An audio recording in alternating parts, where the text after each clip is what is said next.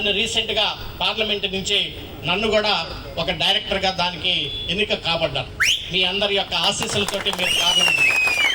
మొన్న కొత్తగా ఒక మీటింగ్ జరిగింది, ఫస్ట్ మీటింగ్ ఎయిమ్స్లో జరిగినప్పుడు మొత్తం ఇంతకు ముందు ఉన్నటువంటి ఎయిమ్స్ కాలేజీలు ఏ రకంగా పనిచేస్తూ ఉన్నాయి, ఎక్కడెక్కడ పనిచేస్తూ ఉన్నాయి, వాళ్ళ యొక్క విధి విధానాలు ఏంటి, వాళ్ళు ఏమేమి అడిగారని చూస్తే నాకు అందులో ఒకటి గుర్తుకొచ్చింది. ఏంటంటే ఎయిమ్స్ కాలేజీతో పాటు ఒకటి శాటిలైట్ సెంటర్ను కూడా ఎక్కడన్నా పెట్టడానికి ఆస్కారం ఉంది అని చెప్పేసి మరి ఆ డీటెయిల్గా చూసినప్పుడు నాకు కనపడింది. మరి ఎయిమ్స్ హాస్పిటల్ ఒక బ్రాంచ్ని పెట్టాలి అంటే శాటిలైట్ సెంటర్ని పెట్టాలి అనేటువంటి ఆలోచనప్పుడు నాకు పామర్రు నియోజకవర్గం కుమార్ రాజా గారు గుర్తుకొచ్చారనేటువంటి విషయాన్ని సందర్భంగా మీ అందరికీ తెలియజేసుకుంటూ అక్కడ పొద్దున కూడా నేను ఎమ్మెల్యే గారితో మాట్లాడాను. మొన్న నేను ఎయిమ్స్ హాస్పిటల్లో దీని గురించి డిస్కస్ చేశాను. తర్వాత కేంద్ర మంత్రి గారిని కూడా కలిశాను. అక్కడ ఉన్నటువంటి సంబంధించినటువంటి సెక్రటరీ గారిని కూడా కలిశాను. మనం 1 ఎకరమో 2 ఎకరాలు మంచి ల్యాండ్ కానీ పామర్లో ఇస్తే దాన్ని ముందు ఒక బిల్డింగ్ కట్టేసి ఒక 10 మంది డాక్టర్లను తీసుకొచ్చి ఒక మంచి ఎయిమ్స్ సెంటర్ని ఇక్కడ పెడదామనేటువంటిది కుమార్ రాజా గారితో పొద్దున కూడా మాట్లాడారు.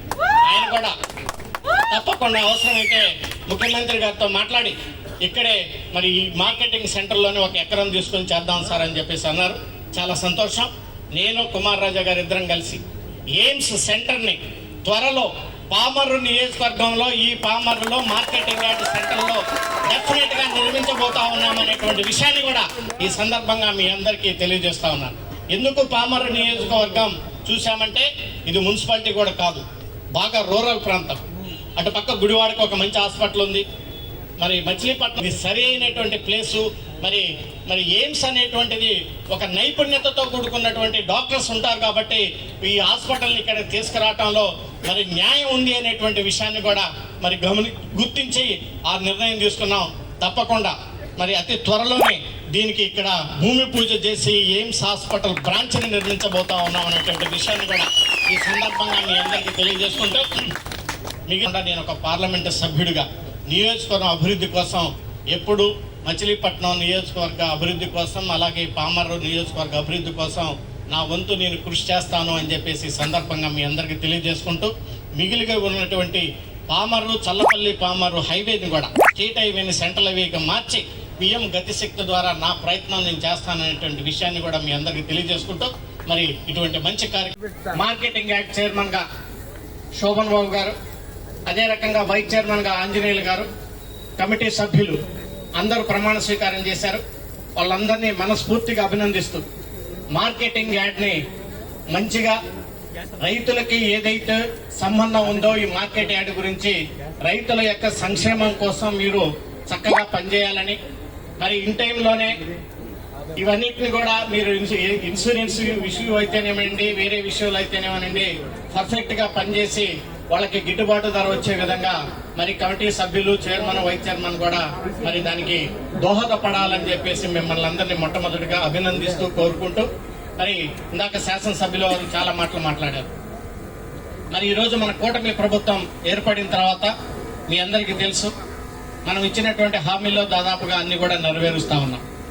మరి తల్లికి వందనం కార్యక్రమం దాదాపు 7 నుంచి 8 వేల కోట్ల రూపాయలతోటి ప్రతి ఒక్కరు ఏదైతే కోరుకున్నారో వాళ్ళ పిల్లల భవిష్యత్తు కోసం విద్యాభ్యాసం కోసం మరి ఈరోజు ముఖ్యమంత్రి గారు ఉప ముఖ్యమంత్రి గారు పవన్ కళ్యాణ్ గారు ఇద్దరు కలిసి కూడా ఒక నిర్ణయం తీసుకొని ప్రతి ఒక్కరు ఎవరైతే అర్హులు ఉన్నారో వాళ్ళందరికీ కూడా తల్లికి వందనం కార్యక్రమాన్ని చేయటం చాలా సంతోషకరమైనటువంటి విషయం కూడా ఈ సందర్భంగా మీకు తెలియజేస్తా ఉన్నాను. నిన్ననే నేను పెడన కాన్స్టిట్యున్సీకి శాసనసభ్యుల వారితో కలిసి బంటుమల్లి మండలానికి వెళ్ళాం.